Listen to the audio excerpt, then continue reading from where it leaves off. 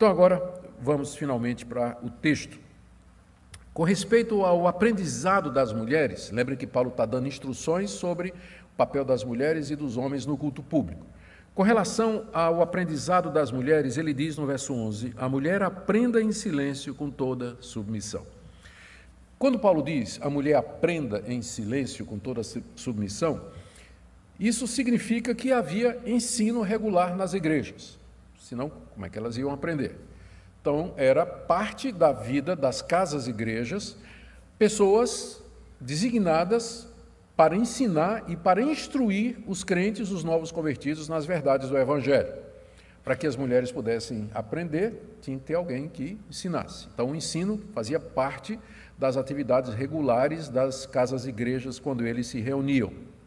Segunda coisa que a gente aprende é que esse ensino tinha como objetivo instruir os crentes nas verdades básicas do Evangelho. E terceiro, ponto muito importante, embora a passagem possa parecer negativa, quando Paulo está dizendo que a mulher aprenda em silêncio, ele pelo menos está dizendo que a mulher pode aprender. Porque no judaísmo, de onde Paulo veio, nem isso elas podiam. O ensino das Escrituras e o aprendizado era para os homens somente. Nas sinagogas daquela época, os homens ficavam na nave principal, onde eles liam as Escrituras, eles oravam, e as mulheres ficavam numa galeria assistindo os homens cultuar a Deus. Elas não participavam. Então, só o fato de Paulo dizer, a mulher aprenda, esse fato, encarado à luz do que acontecia na sua época, já mostra o avanço que o cristianismo concedeu às mulheres daquela época, quando inclusive tinha filósofos que diziam que mulher não precisa de religião, porque nem alma ela tem. Então você já vê o avanço que é o cristianismo, quando concede à mulher um papel que ela não tinha, privilégios que ela não tinha naquela época, que é exatamente isso, elas podem aprender sim. Elas podem aprender igualmente com os homens, aprender teologia, aprender as doutrinas, aprender a verdade do Evangelho. Ela pode ser instruída tanto quanto o homem.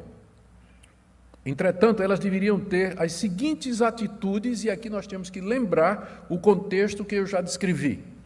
Primeiro, que elas deveriam, Paulo diz no verso 11, aprender em silêncio.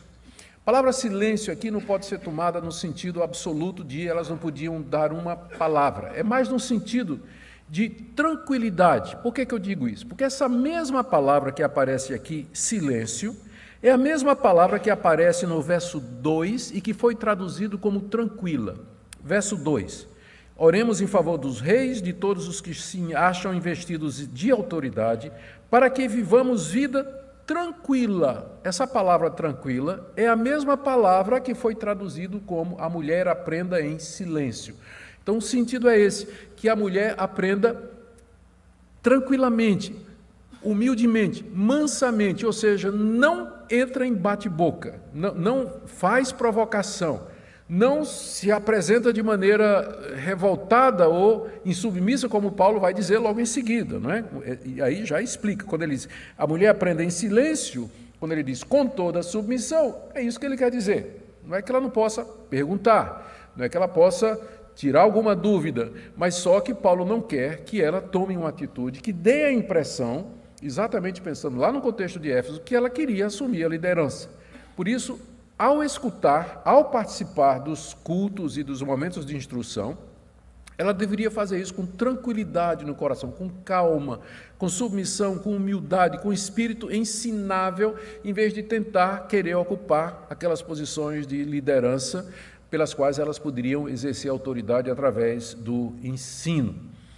É claro que isso vale para toda a igreja, mas temos que lembrar que no caso de Éfeso, essas mulheres em particular, elas precisavam de orientação específica a respeito desse assunto. A segunda orientação que Paulo dá aqui, agora é com relação ao ensino. Primeiro com relação ao aprendizado, verso 11, tem que aprender em silêncio com toda humildade. E terceiro, com respeito ao ensino, verso 12, não permito que a mulher ensine, nem exerça autoridade de homem, esteja, porém, em silêncio, mais uma vez, a mesma palavra, ou seja, ela esteja tranquila, em paz e calma. Quando Paulo diz não permito, ele está aqui usando da sua autoridade apostólica. Portanto, nós não podemos pensar que essas orientações elas são apenas para aquela situação, mas elas são uma injunção apostólica, uma ordem do apóstolo Paulo, que vale para as igrejas de todas as épocas, de todos os lugares, e não somente a igreja de Éfeso no século I. Eu não permito, diz o apóstolo Paulo, eu não permito que a mulher ensine. E aqui tem um ponto que eu acho que é o mais importante para a gente entender o que Paulo está dizendo. Ensinar, aqui nas cartas pastorais, especialmente na primeira a Timóteo, geralmente se refere ao ensino público nas igrejas, que era a atribuição dos presbíteros e pastores. Era o ensino formal, com autoridade, que era feito nas igrejas, durante o culto público. Por exemplo, logo em seguida, o apóstolo Paulo vai entrar nas qualificações daquele que pode ensinar. Ele vai falar dos presbíteros e pastores. E ele diz no capítulo 3, logo na sequência, capítulo 3, verso 1, fiel é a palavra, se alguém aspira ao episcopado, excelente obra almeja, é necessário, portanto, que o bispo seja irrepreensível, esposo de uma só mulher, temperante, sóbrio, modesto, hospitaleiro, apto para ensinar. Porque esta era a função dele. Ele ia ensinar, era aquele que era encarregado na igreja de trazer um ensino autoritativo, um ensino apostólico, aquele que tinha sido transmitido oficialmente e que era a sã doutrina, a doutrina da igreja.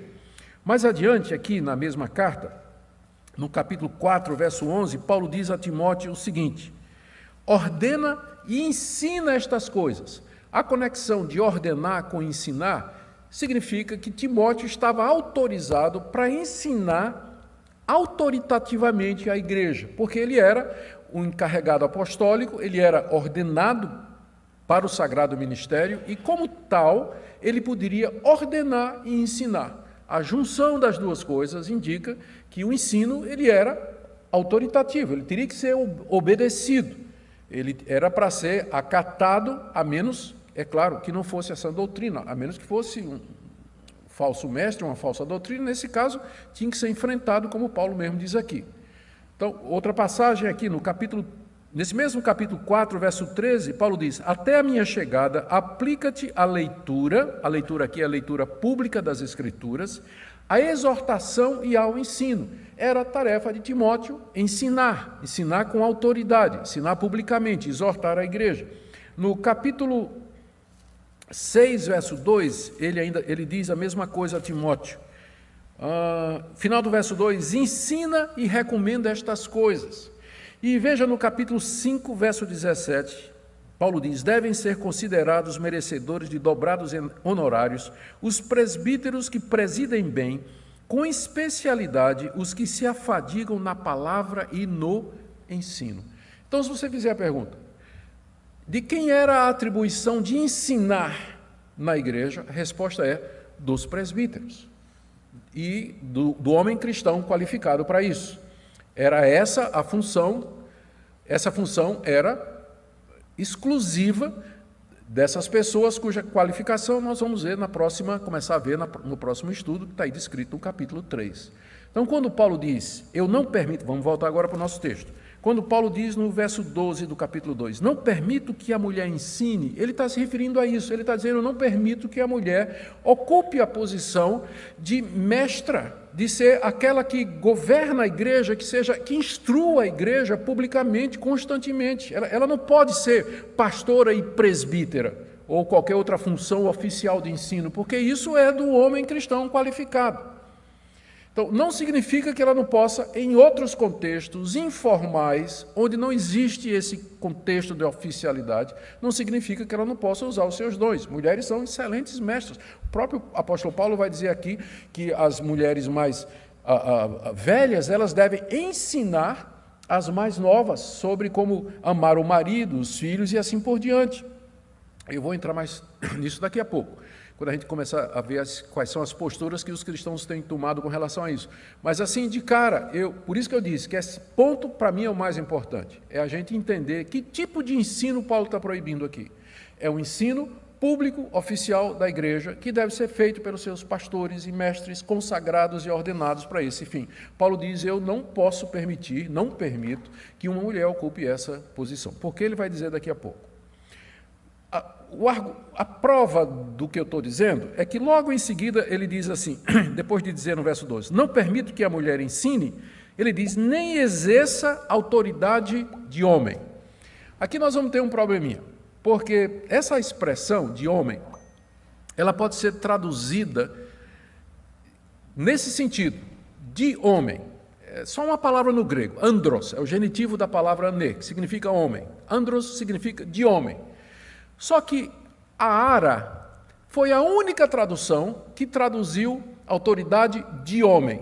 Todas as outras, se você tiver a Nova Almeida, a NVI, a nova tradução na linguagem de hoje, traduziram assim, autoridade sobre o homem. E eu fico com o coração dividido, porque literalmente o texto está dizendo, eu não permito que ela exerça autoridade de homem, ou seja, aquela autoridade que é privativa, exclusiva e particular ao homem. Paulo está se referindo ao ofício, que era ocupado somente por homem. Mas mesmo que a tradução correta seja sobre homem, ou sobre o marido, como diz a corrigida, por exemplo, que não faz o menor sentido aqui, homem aqui é genérico, então se está dizendo, não permito que ela exerça autoridade sobre o homem, no final o sentido vai ser o mesmo. Quer seja autoridade de homem, ou seja autoridade sobre o homem, se a mulher for consagrada como a mestra da igreja, aquela que vai ensinar com autoridade, a líder espiritual e doutrinária da igreja, ela vai estar exercendo uma autoridade que não é própria dela, e aí vale a tradução autoridade de homem, ou vai estar exercendo uma autoridade sobre os homens, que é uma coisa indevida e que Paulo não permite, e nem a Bíblia permite que ela faça isso, a começar em casa, né? A começar em casa. Então, qualquer que seja a tradução, o resultado final é o mesmo. Se a mulher for consagrada, ordenada pastora, ela é presbítera e ela é a mestra da igreja, ela ensina, ocupa o púlpito regularmente, ou qualquer que seja, se for uma casa-igreja, ela ocupa a posição de liderança para ensinar, então ela estaria usando de uma autoridade que não é dela, ou sobre pessoas que ela não deveria estar exercendo, qualquer que seja a tradução que nós temos aqui. Mas então o que é que Paulo está proibindo? Tem várias opções aqui. Quando a gente pensa assim, se esse tipo de proibição valeria para nós hoje. Então, eu destaquei 3 posições que são as mais populares. Algumas não, mas vamos lá. O que está sendo proibido? Para alguns, aqui, nós temos uma proibição relativa e que não se aplica hoje. Paulo só disse essas palavras por conta da atitude das mulheres de Éfeso. Então, onde não existe isso, esses argumentos aqui não valem. Então, tem muita gente, e não são poucos, porque o pessoal que crê em ordenação feminina vai ter que lidar com esse texto aqui. Como é que vai responder esse texto aqui? Então, uma das respostas que eles dão é que isso aqui não vale para nós hoje, isso aqui era só para Éfeso. O problema é que quando Paulo trata do assunto, primeiro ele usa a autoridade dele. Eu não permito. Então, ele já está colocando um princípio. E quando ele vai argumentar, que é argumento que a gente vai ver em seguida, ele vai argumentar a partir da criação e a partir da queda, que estão baseados em Gênesis de 1 a 3. Ou seja, é um argumento da Escritura. É um argumento que é teológico, escriturístico, não é um argumento cultural, nem localizado. Então, isso de que essa passagem ela não se aplica mais hoje, porque Paulo está atendendo à necessidade cultural da igreja, vai ter que explicar porque é que Paulo argumenta a partir do relato da criação, do relato da queda. Em outros lugares, ele até argumenta a partir da própria Trindade. O pai é o cabeça do filho, que é o cabeça do homem, que é o cabeça da mulher. Um argumento profundamente sistemático e teológico e que tem validade enquanto existe Trindade. Quer seja aqui, quer seja na China, em Éfeso, no século I, no século XXI, o argumento continua sendo válido porque sua base é escriturística e teológica e não é argumentação cultural. Então, essa primeira posição de que o texto não vale para nós hoje, ela deve ser descartada porque ela vai colocar em xeque a autoridade de Paulo e de outros autores bíblicos quando apelam para argumentos escriturísticos ou teológicos. Segunda, por outro lado, as pessoas vão para o extremo oposto. Tem gente que, a partir dessa passagem e de outras, vão dizer que a mulher não pode absolutamente falar na igreja. Quando muito fazer oração silenciosa. Fazer oração silenciosa. Mas ela não pode orar, ela não pode falar, ela não pode pregar, não pode ensinar, não pode fazer absolutamente nada. É uma proibição absoluta. Então, existe, sim, grupos, e não são poucos, né, dentro da história da igreja e hoje, atualmente, dentro do campo reformado e até fora, que pegam essa passagem para reduzir a mulher ao mais completo silêncio dentro da igreja, no sentido de que elas não podem ocupar nenhuma função didática, elas não podem ensinar nada a ninguém. É evidente que isso aqui não é o caso. O próprio apóstolo Paulo, ele vai, nas suas cartas, ele vai falar da mulher que ora, da mulher que profetiza. No livro de Atos, nós lemos que quando ele foi exatamente, não é, pegar Timóteo como seu companheiro, Timóteo tinha sido instruído pela avó, tinha sido instruído pela mãe, Eunice Lloyd. O livro de Atos fala das filhas de Filipe que profetizavam. O livro de Atos fala de Priscila e Áquila chamando Apolo para instruir Apolo no caminho do Senhor. Então é evidente que o Novo Testamento não é contra que a mulher ensine.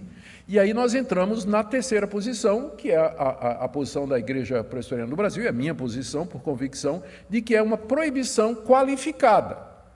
De fato, existe uma proibição, mas é uma proibição qualificada, não é uma proibição absoluta, como alguns querem, mas é uma proibição qualificada. E a qualificação é essa, que tirando-se o exercício do pastorado ou do presbiterato, que traz consigo o munus da autoridade, do ofício, a mulher, ela pode falar, ela pode orar, ela pode instruir na igreja, desde que ela esteja debaixo de autoridade. É isso que está sendo proibido aqui pelo apóstolo Paulo.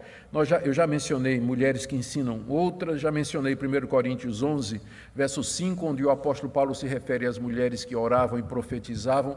Não adianta chegar e dizer, não, mas profecia ali era profecia inspirada e que já cessou. Ora, se a mulher poderia ser canal de profecia inspirada, igual a Isaías, Jeremias e Daniel, né, tá mais do que provado o ponto de que elas poderiam falar. Então não adianta dizer que profecia do Novo Testamento é a mesma coisa de profecia do Antigo Testamento, e uma vez que cessou, significa que a mulher não pode mais falar na igreja, porque na verdade está provando o ponto contrário. Se elas podiam ser instrumento de revelação, como Isaías e Daniel ou Ezequiel foram, né, imagine para trazer outro tipo de comunicação ou palavra para a vida da igreja. Então, o que quer que tenha sido profecia na igreja primitiva, com certeza envolvia instrução, envolvia ensino ou alguma coisa, e Paulo admite que a mulher possa fazer isso, embora ela tinha que usar o véu, que significava que ela estava debaixo de autoridade. Ela não era autoridade, mas ela estava debaixo de autoridade. Então, nessas condições, o Novo Testamento não coloca dificuldades com relação a isso.